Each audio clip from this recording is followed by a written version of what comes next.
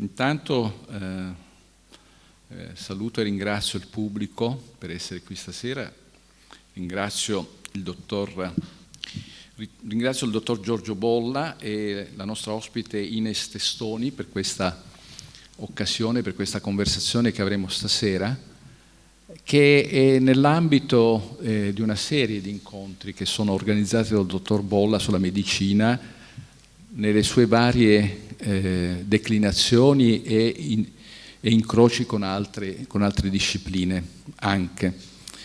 Io parlo come membro del consiglio accademico e porto il saluto della presidente Magaraggia, che non può essere qui perché aveva un precedente impegno a Firenze, dove domani interverrà a un loro seminario di magistrati e ha dovuto anticipare la sua partenza, la sua presenza a Firenze. Ecco, l'incontro di stasera corrisponde abbastanza bene e dà un po' anche il senso a una delle intenzioni principali della Presidente Magaraggia quando si è insediata appunto alla guida dell'Ateneo, è di dare spazio e rilevanza ad argomenti di carattere scientifico, alla cultura scientifica, che mi permetto di dire nel nostro paese è un po' trascurata, un paese dove la cultura umanistica è molto coltivata e trova però scarsa connessione con la cultura scientifica, che ovviamente è molto importante, ha una grande tradizione anche nel nostro paese, anche nel campo della medicina. Stasera ci cimentiamo con un tema impegnativo, ma non impegnativo anche per la nostra, come io penso spiegherà anche la nostra ospite, che ha a che fare con la morte.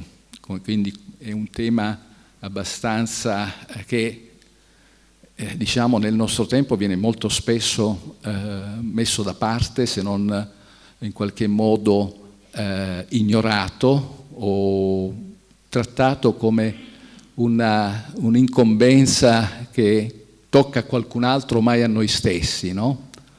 E penso che questo atteggiamento rivela anche una nostra difficoltà esistenziale in questa società d'oggi, nella società dei consumi, ma non sta a me adesso addentrarmi in un tema così complesso, anche se il mio retroterra di studioso di filosofia forse mi tenta anche di fare questo tipo di digressioni. Però io do volentieri la parola ai nostri due ospiti, appunto a Giorgio Bolla e a Ines Testoni, perché sarà soprattutto una conversazione, scusate, questo non ci voleva, una conversazione tra loro due. Io sono semplicemente qui a dare il benvenuto, quindi do la parola al dottor Bolla e poi successivamente a Testoni. Grazie.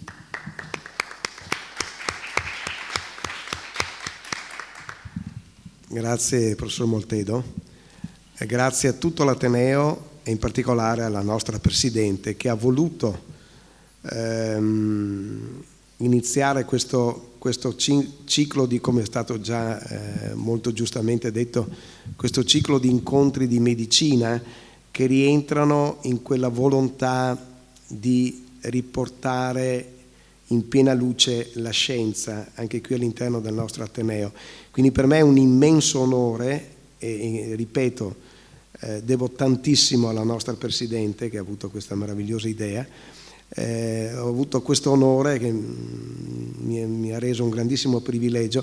Ringrazio voi tutti che siete qui questa sera, anche perché mi rendo conto che l'argomento è un argomento appunto impegnativo, ma ho voluto assolutamente che questi incontri iniziassero con la professoressa Testoni, perché alla base di tutto c'è l'interpretazione filosofica delle cose. Anche l'ars medica è frutto dell'approccio filosofico sulle cose, sulla realtà, e quindi ho voluto fortemente che fosse lei a principiare questo ciclo di incontri, che poi diventerà più tecnico evidentemente anche in termini ad esempio di chirurgia. La prossima settimana avremo il professor Palù che parlerà di un argomento estremamente contemporaneo, che è quello della pandemia, ma ripeto, credo che l'inizio vada fatto soprattutto in chiave filosofica. La professoressa Testoni è stata allieva del professor Severino, è un'autorità assoluta in campo internazionale sull'argomento ed è una donna, oltre che di grande intelligenza, mi permetto di dire di grande umiltà e di grande impegno. È la direttrice del master all'Università di Padova in studi sulla morte e sul fine vita, e quindi affronteremo anche questo aspetto che ha una valenza fortissima adesso anche in chiave politica, devo dire, perché dobbiamo cominciare veramente a capire cosa dobbiamo fare del nostro destino, dobbiamo avere questa forza filosofica, appunto, prima di tutto, di non aver paura di decidere sulla nostra fine, come su ogni atto della nostra vita. E quindi per me è un grande onore, ringrazio ancora la Presidente e tutto l'Ateneo e ringrazio la professoressa Testoni che oggi è qui con noi. Grazie.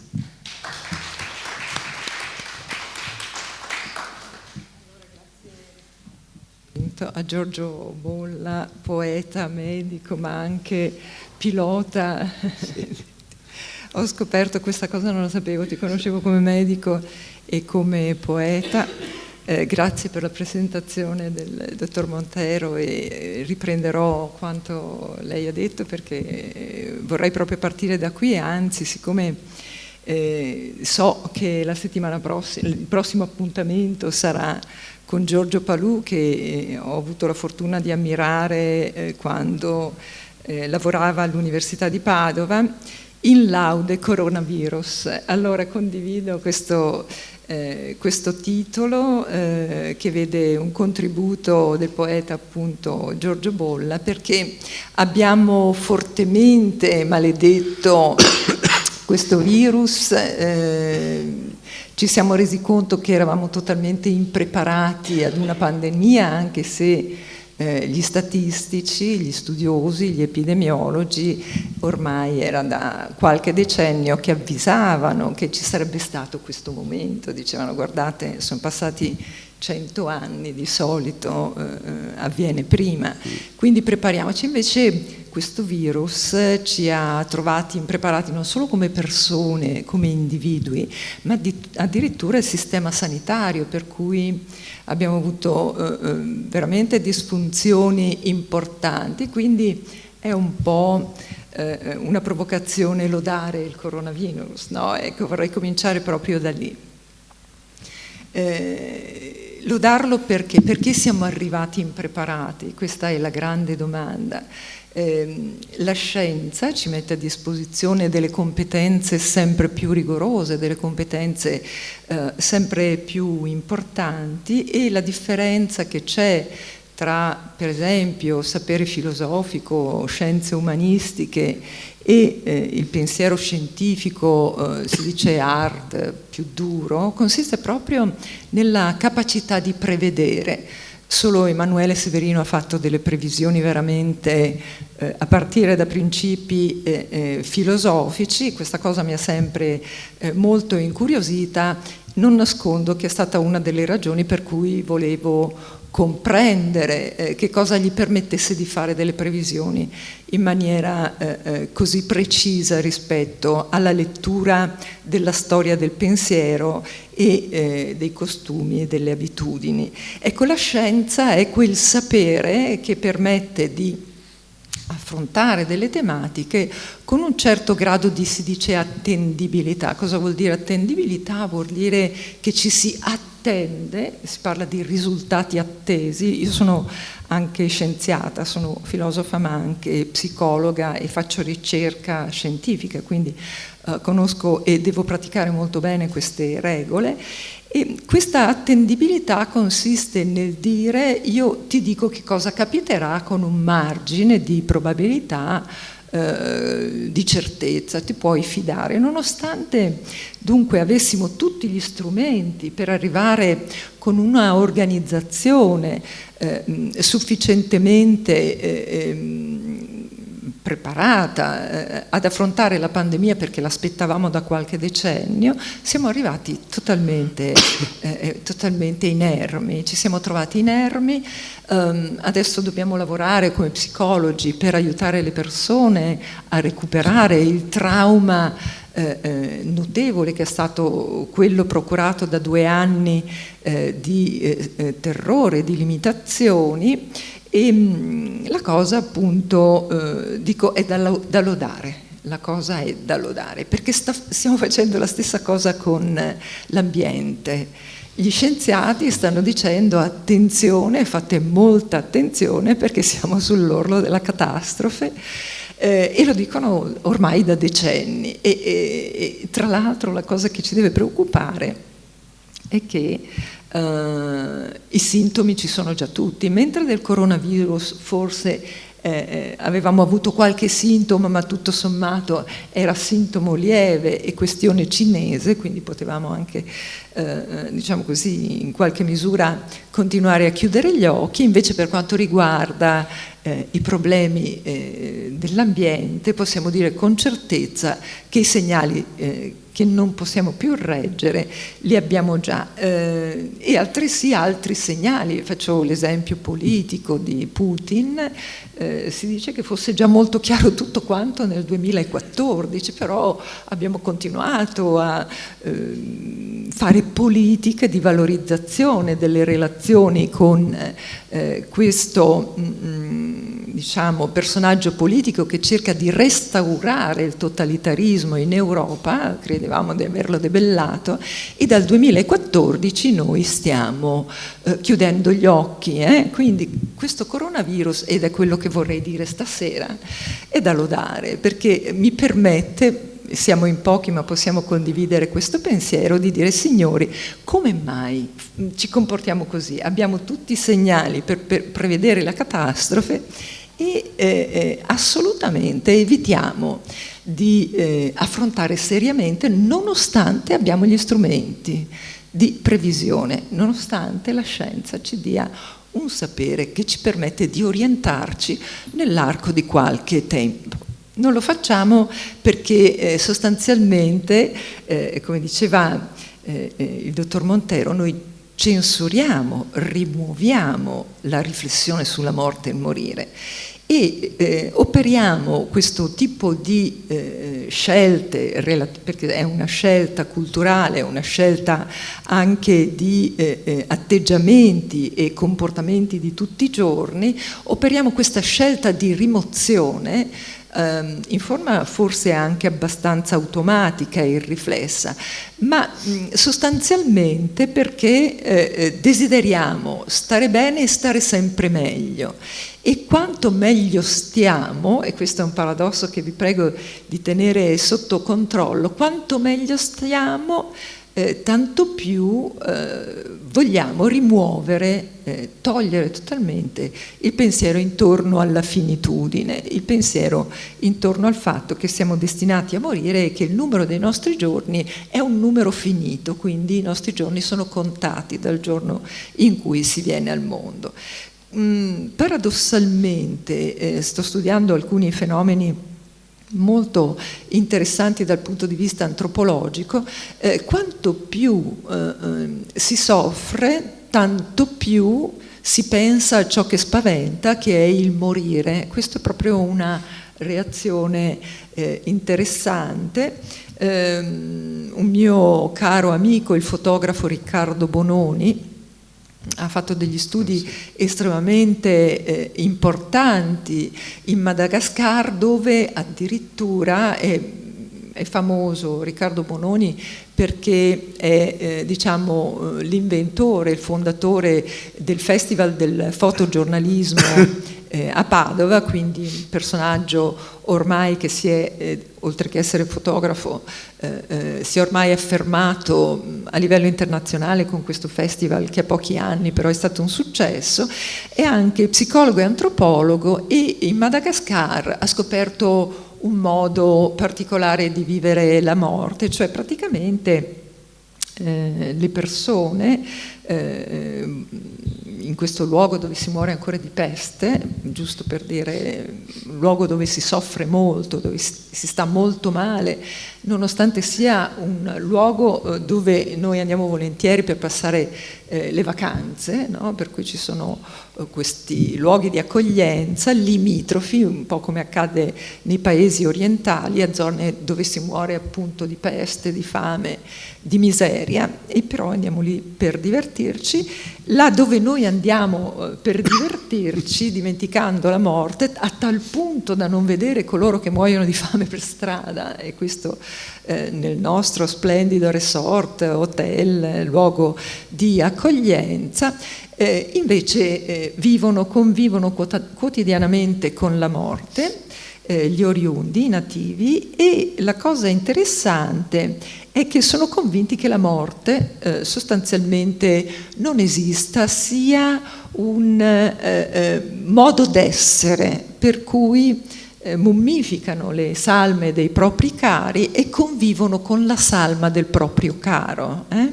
Convivono, producono questo effetto di mummificazione utilizzando la calce e sotterrando, e poi c'è la dissepoltura della salma e la convivenza con la salma che viene fasciata in un certo modo, tanto da poterci convivere. È molto interessante perché Riccardo, in quanto antropologo e psicologo, diceva: ma vedi che non parla, vedi che non si muove, vedi che non si alimenta. Dice: cosa vuol dire? Rispondono loro. Anche il bambino appena nato, fasciano anche il bambino quando è appena nato, anche il bambino non parla, anche il bambino non dice cosa vuole, anche il bambino viene fasciato, e non solo, ma quando è nel ventre, nel grembo materno, addirittura non lo si vede, però c'è. Mi raccontò, giusto per dirvi quanta non paura della morte c'è tra coloro che vivono a contatto diretto con la morte. La storia più interessante che mi ha raccontato Riccardo Bononi è questa, cioè praticamente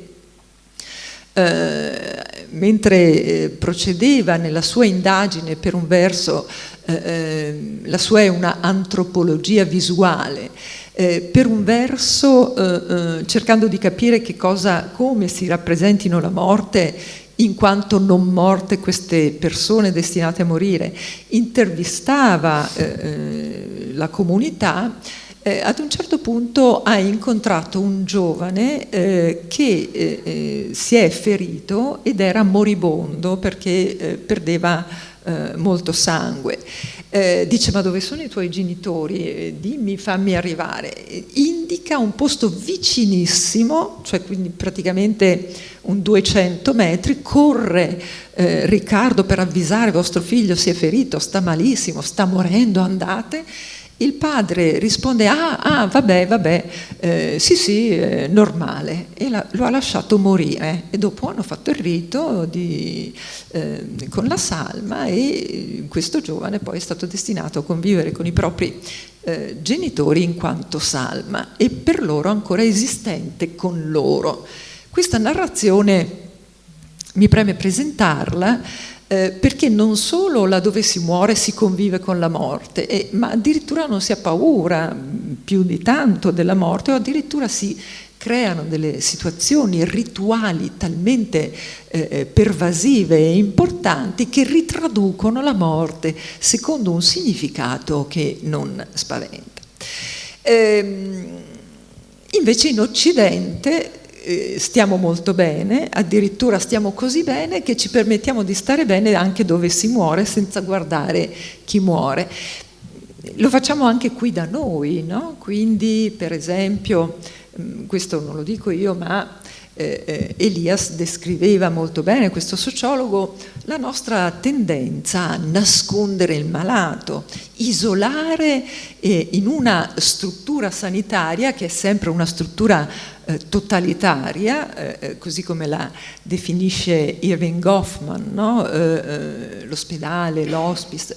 Queste strutture sono strutture dove tu entri e la vita ti è totalmente definita dall'ambiente all'interno del quale sei.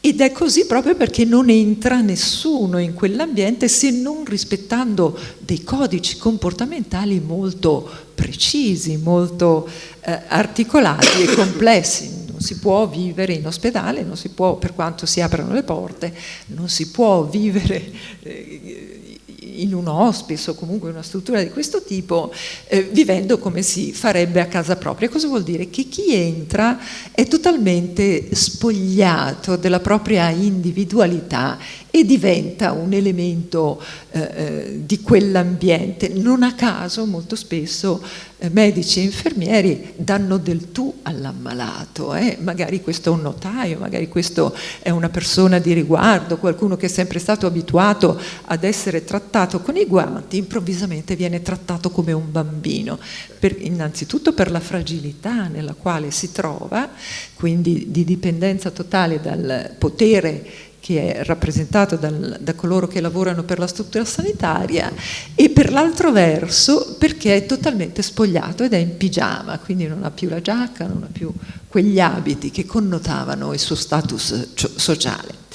Ebbene, che cosa diceva Elias facendo riferimento a questo? Diceva: perché accade questo? Perché non si può, per esempio, rimanere a casa nella malattia ed essere curati a casa, perché non si può continuare ad avere una vita regolare, normale, pur nella carenza, perché non lo si accetta, perché chiaramente è uno spettacolo doloroso vedere chi è malato, uno spettacolo doloroso vedere chi muore, vedere chi sta in una condizione diversa da quella alla quale siamo chiamati quotidianamente, che è quello della performance, quindi quello della prestazione di alto livello, della fascinazione, dell'attrazione che devo garantire con la mia presenza, e dunque dobbiamo rinchiudere queste realtà. Siamo arrivati alla quinta generazione di famiglie death free. Cosa vuol dire? Questo lo hanno calcolato i tanatologi americani con i quali lavoro.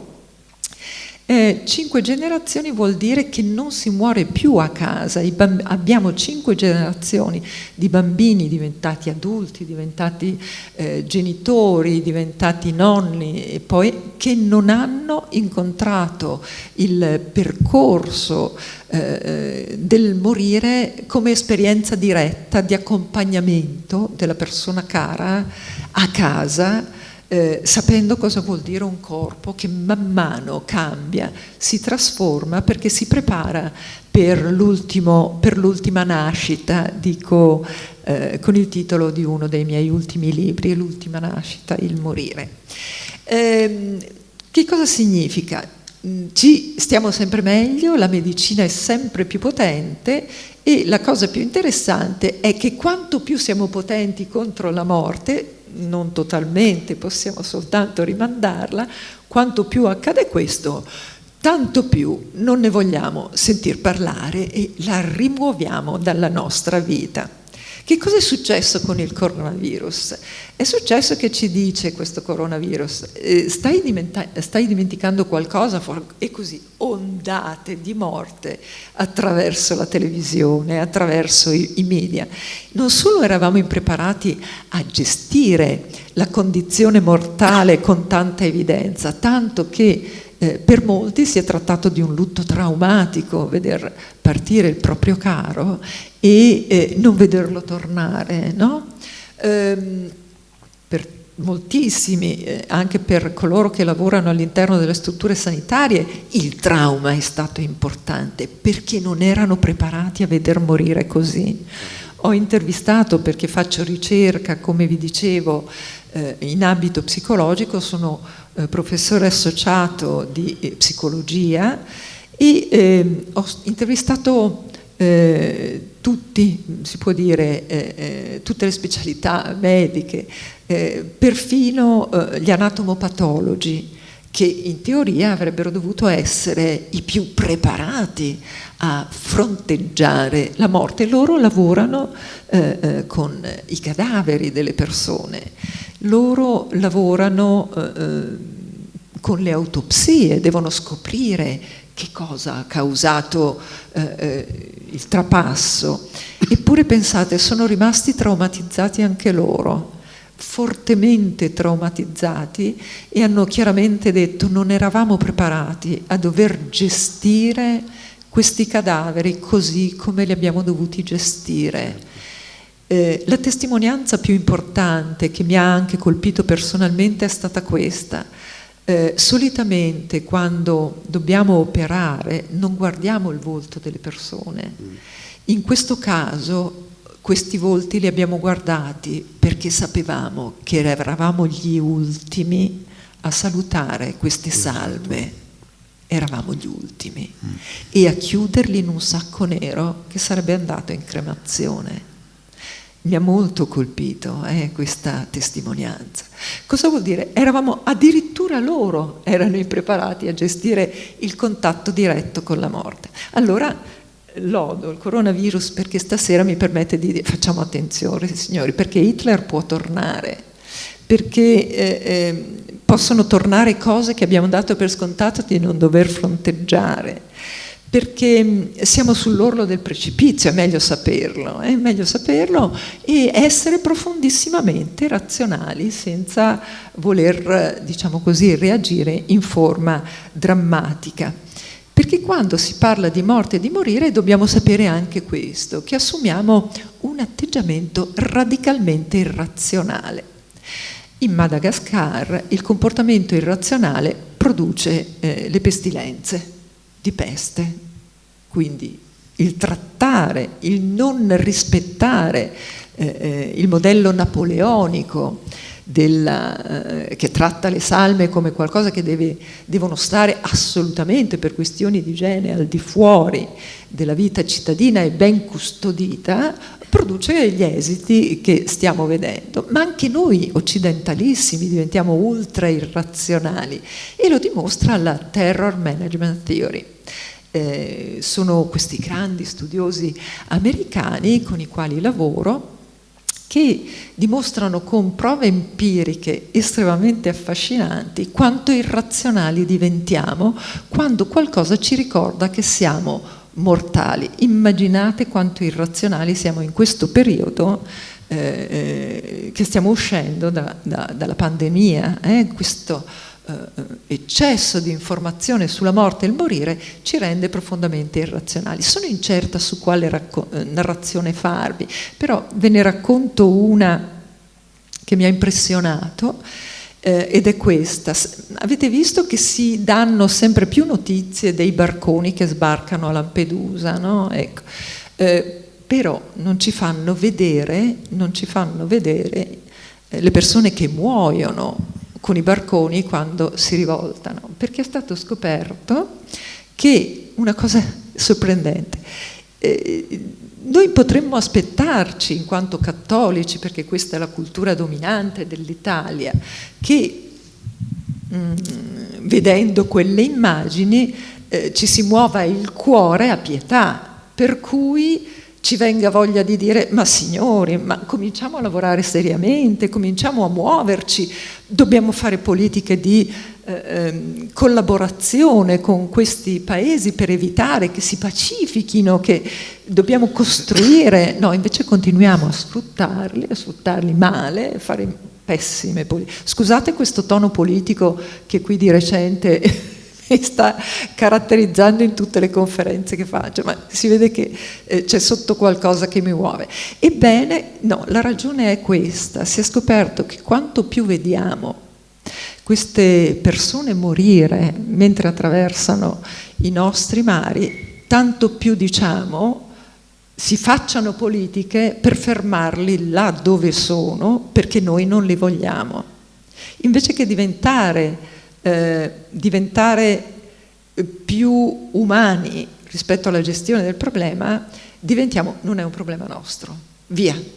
E allora cosa facciamo? Se me lo fai vedere io divento più ostile, diventiamo più ostili nei confronti di queste persone invece che più magnanimi e generosi. Ma allora, dato questo esempio, perché siamo nel paese in cui ascoltiamo il Papa giorno sì e l'altro pure, e diciamo quanto è buono questo Papa, e poi dopo dobbiamo fare i conti con tutto il resto. L'altra cosa che voglio raccontarvi sempre di questa Terror Management Theory, per farvi capire quanto siamo impreparati alla gestione della morte e quanto siamo impreparati a gestire tutto ciò che è il benessere del nostro Occidente proprio per questo, vi porto un'altra ricerca, e questa è un po' più divertente.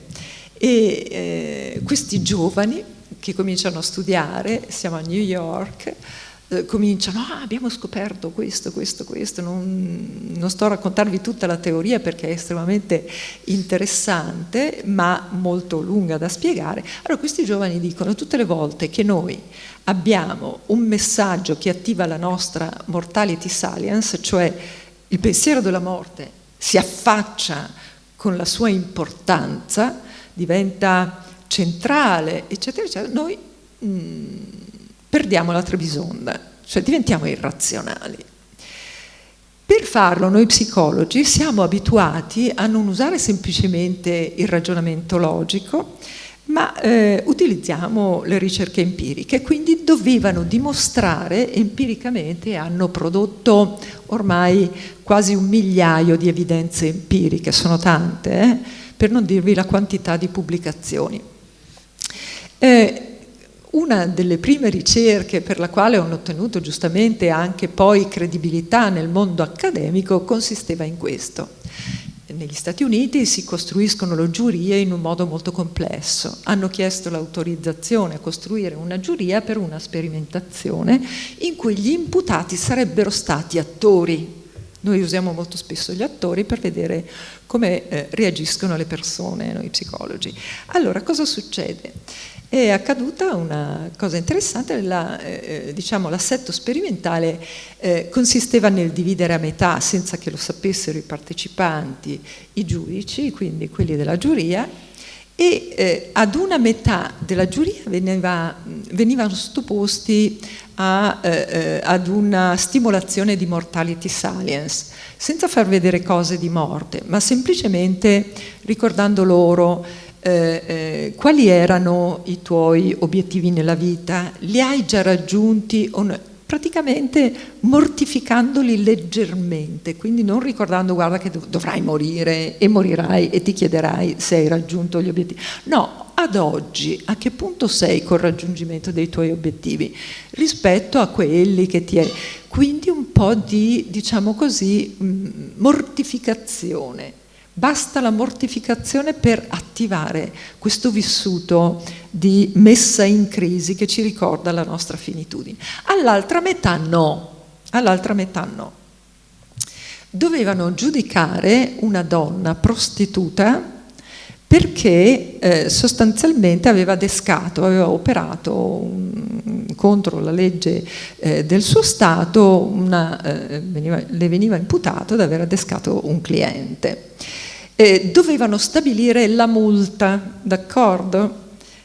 L'esito quale è stato? Che coloro che erano stati sotto effetto della mortality salience hanno comminato una multa 10 volte superiore a quelli che invece erano tranquilli. Cioè praticamente si sono fatti prendere, no, bisogna bloccare quelli che fanno le cose sbagliate, quelli che li dobbiamo fermare. La logica dell'autoritarismo. Un po' adesso in questo periodo stiamo vedendo che Putin ha successo. Uno dice: com'è possibile che non si rivoltino tutti contro? Perché sono sotto effetto, questo popolo è sotto effetto di mortality salience, lo sapeva bene anche Hitler. Se manteniamo un popolo sotto terrore e parliamo di minaccia atomica e parliamo di cose di questo genere, il popolo ha bisogno di qualcuno che guida, che dice: io ti porterò alla salvezza, moriranno tutti gli altri. Vi racconto un altro esperimento, che poi arrivo al dunque alla parte filosofica e sono quasi alla fine. Sempre di questa terror management theory, quindi non vi sto raccontando storielle, sono studi pubblicati, riconosciuti a livello internazionale, e vi garantisco che i referì prima di far passare la pubblicazione di un articolo sono atroci, cioè noi scienziati facciamo, insomma, ci alleniamo alla frustrazione, perché è frustrante gestire le critiche dei colleghi, giustamente, perché la scienza è fatta in questo modo. Che cosa accade? Che un'altra prova, sempre le prime prove, stessa, un'altra giuria, però lo stesso impianto, disegno di ricerca, bisognava premiare un vigile che aveva fatto prendere un ladro, d'accordo? Stessa cosa, una metà della giuria Immortality Science, l'altra no. Che cosa bisognava fare a questo vigile? Bisognava dare un premio pecuniario.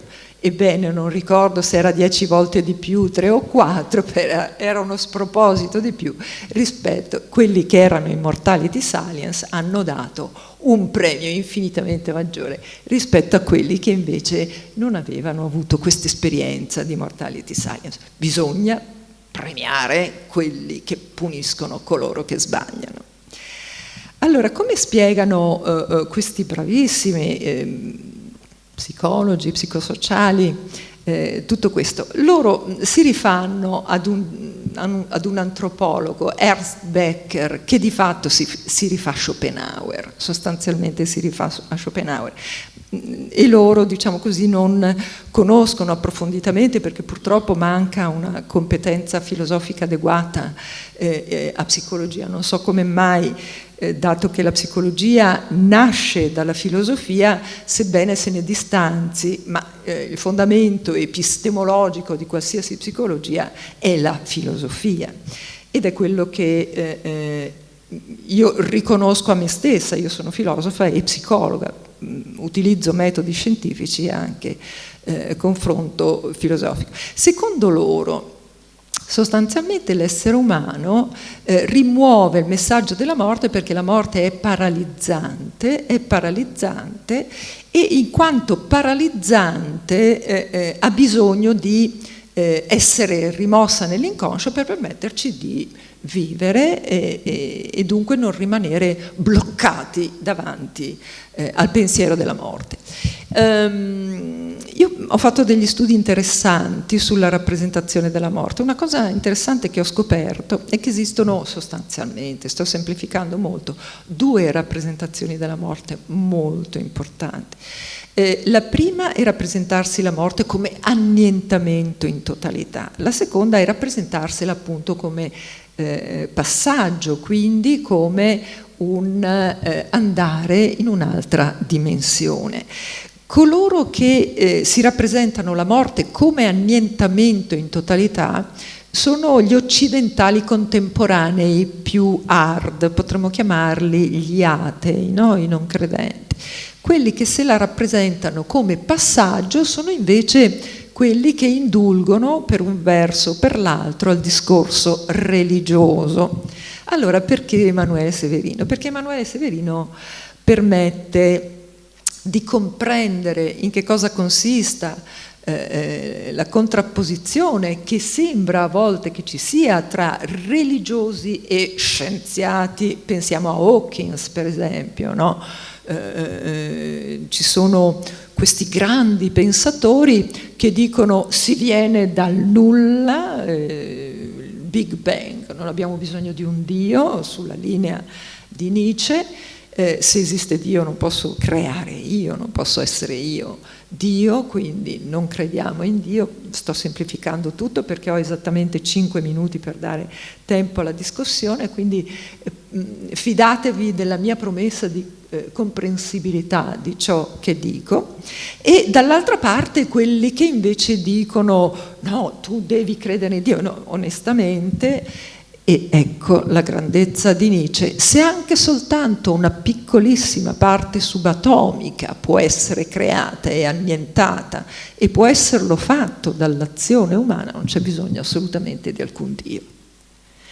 I Invece la metafisica, spiega Severino in maniera sublime, la metafisica era quel pensiero che voleva fondare veritativamente, lui introduce questa grande risoluzione con Eschilo e la figura di Zeus, ma poi spiega chiaramente a partire da Parmenide che cosa è accaduto al pensiero occidentale.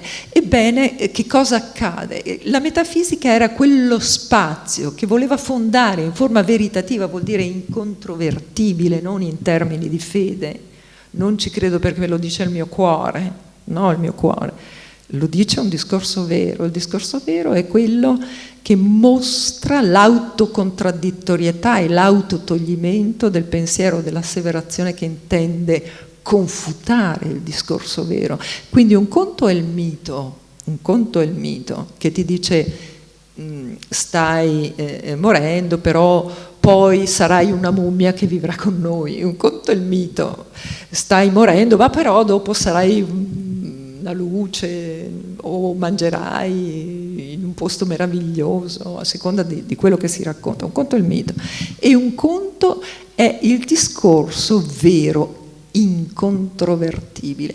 La logica di Emanuele Severino è un filosofo, io lo definisco ultralogico, quindi gli scienziati stiano attenti quando parlano con Severino perché devono fare i conti con qualcuno che fonda una logica radicalmente più profonda di qualsiasi logica scientifica adottata dagli scienziati, in quanto espone il suo pensiero in termini incontrovertibili. E qual è la sostanza del discorso di Severino?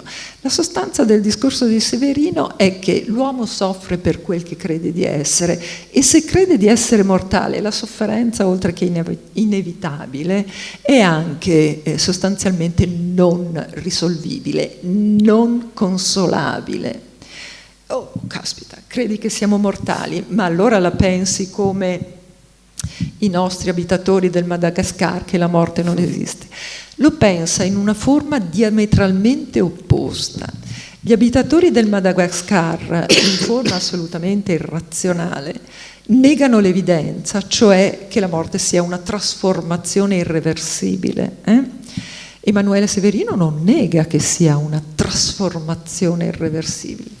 Semplicemente mostra che siamo già da sempre salvi, indica, non dimostra, indica la necessità che sappiamo che l'eternità è ciò che ci appartiene già da sempre in forma intrinseca, e attenzione, nessuno ce la può vendere, nessuno ce la può sottrarre, e qui ci sono delle implicazioni etiche e politiche importanti. Nessuno ci può vendere l'eternità in cambio di un comportamento sociale, in cambio di un comportamento morale, perché l'eternità è intrinsecamente nostra. Da dove comincia il discorso severiniano? Comincia proprio con l'indicazione più elementare, da cui comincia la ragione occidentale che cerca in effetti di parlare veritativamente del senso del morire. Comincia con Parmenide: l'essere è, il non essere non è. L'essere è, non può non essere, il non essere è nulla e non può essere. Ex nihilo è l'impossibile ed è l'errore fondamentale credere che si sia del nulla. E allora come la risolviamo con le religioni? Allora io, quando parlo alle persone che hanno il cuore devotamente rivolto ad una fede, dico sempre: stai intuendo ciò che realmente sai, cioè che non ti può attendere alcun annientamento, ma diventa responsabile della consapevolezza che qualcuno ti sta dicendo che meriterai questa eternità o non la meriterai, e in cambio devi fare scelte sociali e politiche che sono discriminatorie. Tutte le religioni giocano sulla discriminazione per creare il potere.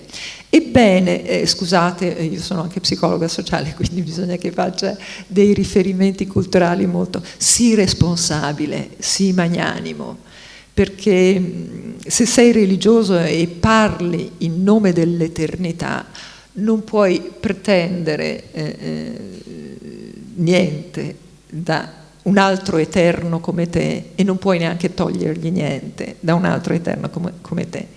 E sapere di essere eterni permette anche di avere i piedi ben saldi. Emanuele Severino riusciva a fare delle previsioni, per esempio aveva previsto una ventina d'anni prima il crollo dell'URSS, abbiamo citato la Russia, questo nuovo impero, aveva previsto il crollo dell'URSS perché diceva è inevitabile che tramonti quella prospettiva epistemica del socialismo reale, e aveva previsto, pensate, altrettanto in anticipo, attenzione, perché la Russia è una potenza atomica, non sperate che sia diventato qualcosa di diverso da ciò che era. Bene, ho concluso.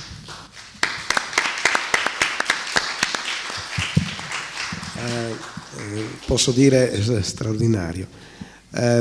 Dico solo due brevi cose. Io ricordo, abbiamo parlato di paura come clinico, quando mi è stato detto dalla sera alla mattina che dovevo diventare ospedale Covid, il mio reparto che dirigevo, che dirigo, in quel momento diventava solo per pazienti Covid. Allora, io quelle prime notti, dico molto banalmente, non ho dormito. Io sono uno che dorme anche per terra, no? Perché avevo paura, ma non della morte, avevo paura della non conoscenza, avevo paura della mia incapacità di prevedere quello a cui andavo incontro, di capire di cosa mi poteva succedere e cosa poteva succedere ai miei collaboratori. Poi, quando arrivi in ospedale e hai l'obbligo di coordinare tutto, questa paura scompare, perché il fare ti porta la libertà della mente e fai. Però la notte, quando sei solo e ti chiedi, quando fai un grosso intervento chirurgico, ho fatto bene, ho fatto male, cosa posso pensare di quel mio paziente, cosa posso credere accadrà, non riesco a prevederlo. E questo è stato il sentimento forte in occasione di questa epidemia.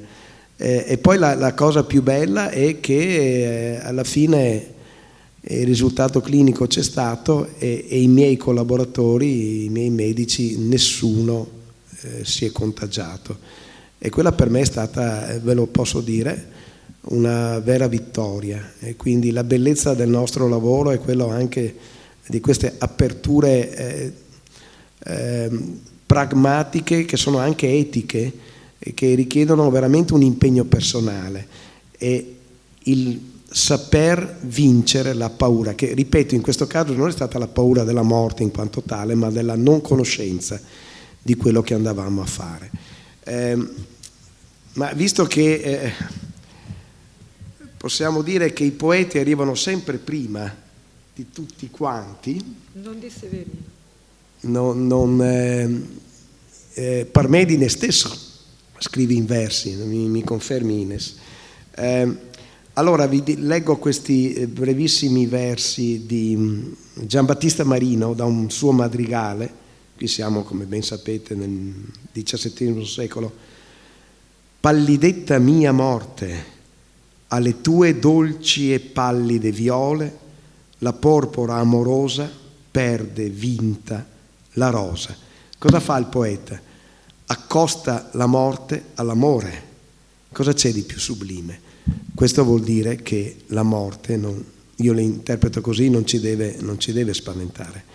Mi sono permesso, ma sono talmente belli questi versi. Forse, non so, possiamo avere ancora 5 minuti per parlare di un argomento che credo tutti noi adesso contemporanei sentiamo molto, che è quello del problema della fine vita, Ines. Sì, assolutamente. Penso che abbiamo ancora 5 minuti, è un argomento molto importante, no? Credo. Sì. Allora, in effetti avrei voluto poi declinare questo discorso sulla preparazione. In effetti Il fine vita oggi sta assumendo, vi dico molto velocemente, in 5 minuti, in che posizione siamo rispetto al fine vita. Affidiamo totalmente il fine vita alla struttura sanitaria, no? Quindi si muore necessariamente guidati, seguiti, accompagnati, si usa molto questo termine accompagnamento, da persone che stanno studiando, perché non sono già preparate, perché è una cosa abbastanza nuova le cure palliative, stanno studiando per le cure palliative.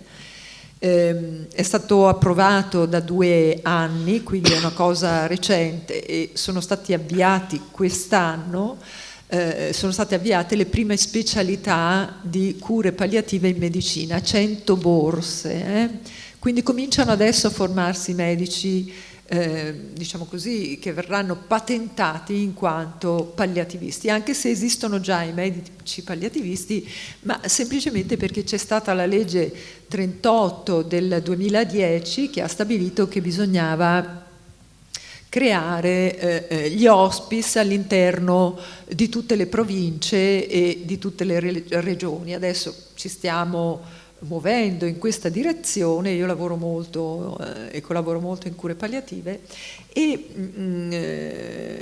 però si stanno formando. Per esempio non c'è ancora una specializzazione vera e propria di cure palliative per la psicologia, esiste soltanto l'inserimento di alcuni crediti nelle specializzazioni e nei corsi prelaurea, altrettanto per l'infermieristica e per il servizio sociale. Queste sono le professioni indicate dalla legge 38/2010. Peraltro esiste anche la legge 219 del 17 che introduce una novità importante nella storia italiana, culturale italiana, che consiste nell'autodeterminazione. L'autodeterminazione è anche un altro concetto molto bello, quindi non solo le direttive o disposizioni anticipate di trattamento, voglio o non voglio morire in quel modo o in quell'altro e tu mi curi fin dove voglio. E i medici devono rispettare queste volontà, è importante saperlo. L'unica volontà che non si può rispettare è la richiesta di eutanasia, perché non è permessa in Italia, e ancora si sta discutendo, lo sapete bene, insomma, con il caso di Marco Cappato, come gestire il tema del suicidio assistito. Sono temi all'interno dei quali non voglio entrare adesso perché richiedono molta discussione, però mi preme dirvi questo, che al momento stiamo utilizzando in Italia le cure palliative in alternativa alla risposta alla risposta di accoglimento della richiesta di suicidio assistito e di eutanasia.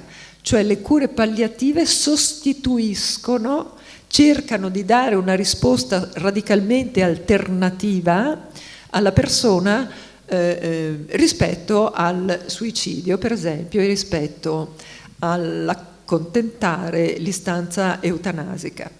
Che cosa sono le cure palliative? Le cure palliative sono il prendersi in carico il dolore totale di un paziente per il quale le cure non hanno più alcun effetto né nell'allungamento dei tempi di vita, tantomeno nella vittoria contro la patologia, ma dunque ci se ne prende cura innanzitutto con l'eliminazione del dolore fisico, per permettere a questa persona di vivere una qualità della vita il più possibile, una vita buona, un benessere dignitoso, e poi ci si prende carico anche della crisi esistenziale, quindi psicologica, del paziente, quindi gli psicologi lavorano molto in questo ambito, e anche delle reti sociali per evitare che ci sia quell'isolamento che vi ho descritto prima.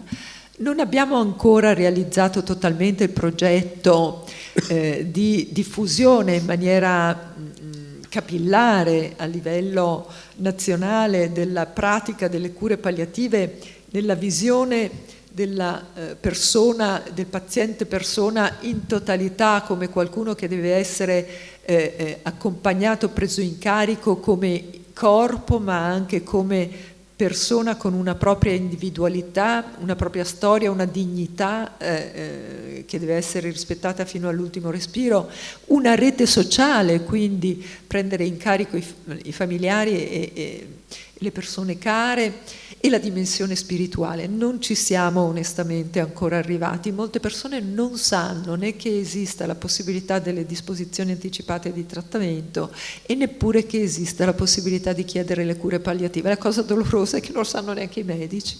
Sì. Non tutti, però da alcune statistiche si scopre che molti medici, e non dico di quale disciplina, non dico con quale ruolo nell'ambito del sistema sanitario, non sanno cosa sono le cure palliative e non accompagnano i propri pazienti nel passaggio dalle cure attive alle cure palliative. Figuriamoci, non sanno neanche che è possibile cominciare subito con le cure palliative dopo semplicemente la diagnosi infausta. Che cosa intendo dire però quando diciamo che si usano le cure palliative, che è la presa in carico totale della persona gravemente ammalata in alternativa all'istanza eutanasica e suicidaria?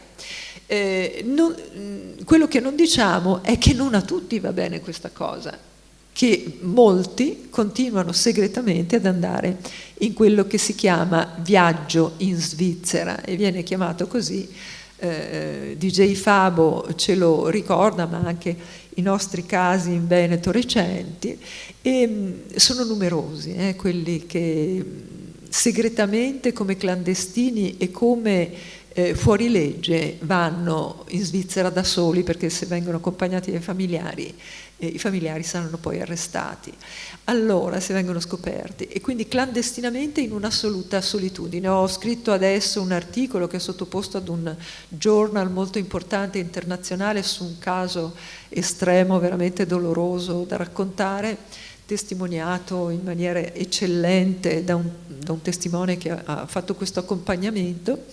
E credo che molto moralmente dobbiamo smettere di nasconderci che si muore, e io sono per il riconoscimento radicale dell'umanità sempre, in ogni sua espressione, perché in qualsiasi dimensione siamo del nostro essere umano, questa umanità si può trasmettere, indipendentemente dalle condizioni in cui si è. Non so se ho risposto.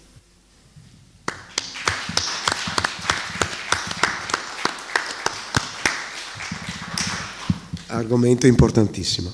Adesso avremo tanto piacere aprire una discussione, sentire le vostre domande, le vostre perplessità, anche le vostre intenzioni, le vostre interpretazioni.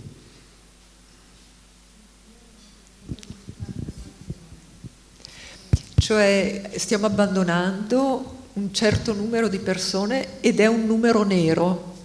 Per numero nero si intende che non riusciamo a fare statistiche per una serie di problemi, perché anche in Svizzera non gestiscono, dal mio punto di vista, in maniera adeguata questa cosa, non la gestiscono bene, per cui non sappiamo quanti sono coloro che vanno a morire in Svizzera come delinquenti.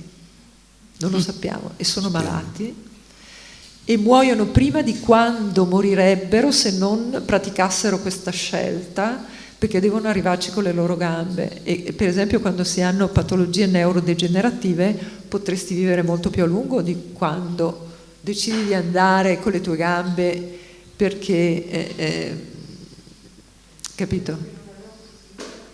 Non avevo capito la sua posizione in merito a questo. Allora no, io non ho una posizione, brava, ha fatto bene a chiedermi, perché cerco di stare super partes e comprendere bene. Però quando dico bisogna essere umani, dico ve lo dico che penso a queste persone e studio coloro che fanno questi viaggi, ecco sì. Sì. Okay. Ve lo dico, cioè io voglio sapere quanto costa alla società in termini di umanità ignorare questa cosa, questo buco nero. Okay. E abbiamo dei buchi neri che in nome, diciamo così, di una serie di diciamo, di valori che devono essere comunque riconosciuti, dichiarati, ma in nome dell'umanità siamo disumani. Ecco, io dico, mi permetto di dire questo. Per quello che osservo, non ho la soluzione. Sono convinta che però la soluzione dobbiamo cercarla, né più né meno come non sono in grado di dare la soluzione alla nostra prima ministra rispetto alla gestione dei nostri immigrati. Mi auguro solo che stia attenta a chi dà i ministeri, ecco, questo. Ecco. Allora, prima di tutto la volevo ringraziare di aver nominato più volte Severino, per il quale io avevo un'adorazione. Cioè, le litigate che mi facevo con mio marito, che aveva fatto una tesi opposta da giovane a Severino, erano molto divertenti a pensarle adesso, anzi addirittura mi hanno commosso a risentire lei, quindi la ringrazio. Per quanto riguarda invece il discorso che lei ha iniziato sull'irrazionalità, io ho delle perplessità sulla parola irrazionalità, mi scusi, perché io personalmente invece mi sento impotente di fronte a Putin. Io non mi sento irrazionale, io mi sento impotente. Di fronte alla morte, anche lì mi sento impotente. E allora lei come mi risolve la cosa? Molto interessante. Allora, per irrazionale indico una reazione irriflessa. Irriflessa significa senza ponderazione, vale a dire inconscia. Diciamo, adesso possiamo citare Freud, possiamo citare tutta la psicologia, però anche gli studi più recenti di neuroscienze danno ragione alla parte neurologica di Freud che diceva siamo un iceberg, no? La nostra capacità di elaborare è un iceberg.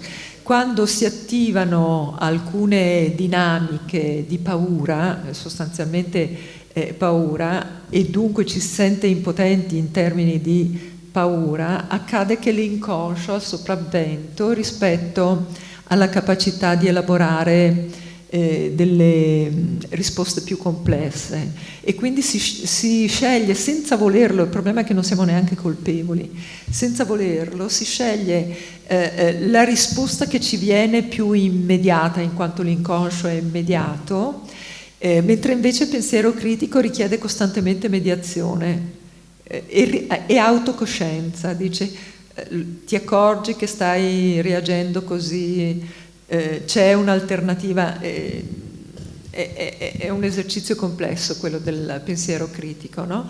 Quindi siamo irrazionali in quanto reagiamo in forma, si dice, irriflessa, e quindi rispondiamo a reazioni di carattere per lo più inconscio e quindi primitive, e per inconscio intendiamo anche questo aspetto, primitive.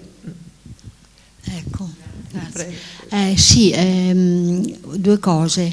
Allora, volevo dire che l'eutanasia esiste già, perché sia all'ospedale che nelle case di riposo che negli hospice viene fatta la morfina come antidolorifico, che se è un po' più forte anticipa la morte, e quindi già esiste, insomma lo sappiamo già, negli hospice si aspetta proprio il giorno e le ore in cui uno muore. Esiste, anche in medicina e anche nelle case di riposo, questa è una cosa. Un'altra cosa è, mi è capitato di recente un lutto, insomma, pesante. E io, che mi ritengo razionale, mi sono resa conto che la natura ci fa due regali. Una è l'illusione e l'altra è la speranza. Noi non abbiamo speranza di conoscere, e questo per me è inaccettabile. Sapere che non potrò conoscere. Lei è molto leopardiana, vero? Sì. Leopardiana non lo so, io credo che la nostra esperienza sia solamente la vita e non sappiamo altro. La scienza è quello che conosciamo, la scienza ha già dimostrato che non possiamo sapere tutto, e questa è la frustrazione che mi è proprio piombato in un buco nero di disperazione. Però mi rendo conto che l'illusione è un regalo che non va trascurato, che la realtà di vivere ogni momento interpretandola a modo nostro, con la bellezza, con l'ammirazione che c'è intorno a noi, è comunque un regalo. Ciò non toglie che si viva con questo buco nero. Bello, molto bello. Allora rispondo alla prima. No, sì. Non si può usare la sedazione palliativa per accorciare il tempo di vita del paziente malato. Esatto. Vale a dire, è un caso che il paziente malato muoia sotto sedazione, anche se è prevedibile che possa morire, e quindi il paziente viene avvisato dal medico. Se non viene fatto questo è illegale. Era Marina Ripa di Meana che ha fatto passare la sedazione terminale come eutanasia. No, il medico. No, io non lo sapevo questo. Ecco, Marina Ripa di Meana ha creato questa confusione. Mi permetto di aggiungere giustamente quello che ha detto la professoressa. La morfina la usi per accompagnare. L'eutanasia è il frutto di un atto determinato medico che causa la morte, quindi siamo su due piani completamente diversi. E la regola da sempre si fa la morfina per accompagnare quando il destino è già segnato, ma questo non è eutanasia assolutamente, è una terapia terminale, semplicemente questo, insomma, non è che il medico fa la morfina per, scusi tra virgolette, uccidere il paziente, che magari altro. Ci può essere però la cessazione della cura? Sì, però ecco, l'astensione terapeutica è quando per esempio c'è da fare un intervento assolutamente straordinario, e allora lì si parla coi parenti, col paziente anche chiaramente, se è in grado, si propone, ma non si forza mai, perché sennò quello è accanimento terapeutico. Io personalmente ho sempre evitato questo, anche se ci sono dei colleghi che è ancora legato al singolo medico, no? Quindi non ci sono, e questo è comunque sbagliato, credo. Ma certamente l'accanimento terapeutico è qualcosa che, ahimè, soprattutto in campo chirurgico, permane, ma è assolutamente legato alle scelte singolari del medico. È chiaro che il medico poi ha quel potere carismatico di magari anche convincere, un atto che lui in prima persona sa che non sarà sanificante, sarà solo un prolungamento della sopravvivenza di un paziente che comunque è destinato. Ecco, questo è l'accanimento terapeutico. È chiaro che dal punto di vista etico è un atteggiamento che assolutamente il medico non deve condividere, insomma, questo è anche mio personale, evidentemente. Io personalmente sono contrario all'accanimento terapeutico, ma è un'altra cosa ancora anche questa, cioè non stiamo parlando di eutanasia effettivamente. E dunque questo si chiama desistenza terapeutica ed è stata accolta dal punto di vista bioetico dopo la morte di Cardinal Martini, che si è opposto, e anche di Giovanni Paolo II. Prima la Chiesa Cattolica si opponeva strenuamente alla desistenza terapeutica, e questo è avvenuto dopo la morte di Eluana Ingraro, cioè Cardinal Martini ha dato un segnale quindi anche dal punto di vista morale questo è stato, diciamo così, sdoganato, non più come eutanasia. Semplicemente funziona così, vivi male perché diciamo così, c'è un impianto che ti mantiene in vita, però la lettera che inviò Pier Giorgio Welby al presidente Napolitano disse: questa non è vita, questa è vita di macchine. Io sono totalmente in balia delle macchine, non è la mia vita, è la vita delle macchine.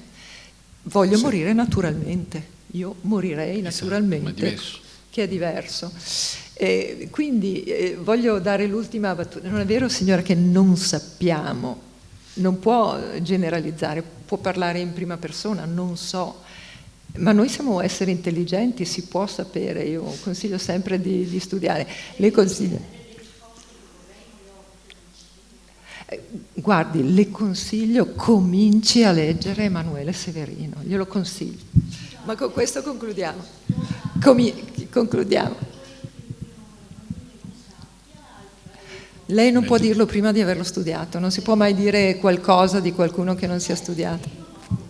Ecco, allora lo faccia. È un invito Le consiglio di cominciare da La follia dell'angelo, che è il libro intervista.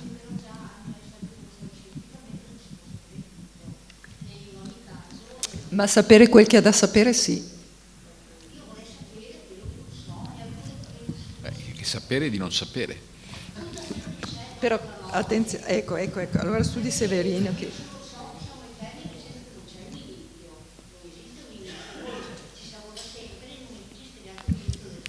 Mi pare che abbiamo Adesso chiudiamo, completato la nostra conversazione, ringrazio.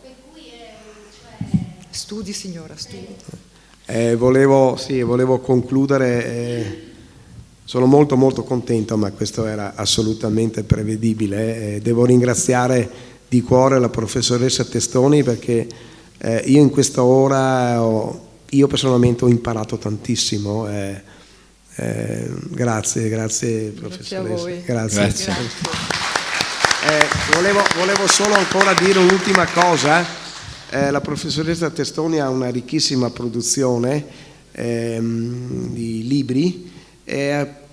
Recentemente ha pubblicato col saggiatore questo splendido libro, che è Il grande libro della morte, e ve lo consiglio veramente, è un libro importante. Grazie di essere qui. Buona serata. Grazie. Vi aspetto anche il lunedì prossimo col professor Palù, sempre qui alla stessa ora. Grazie.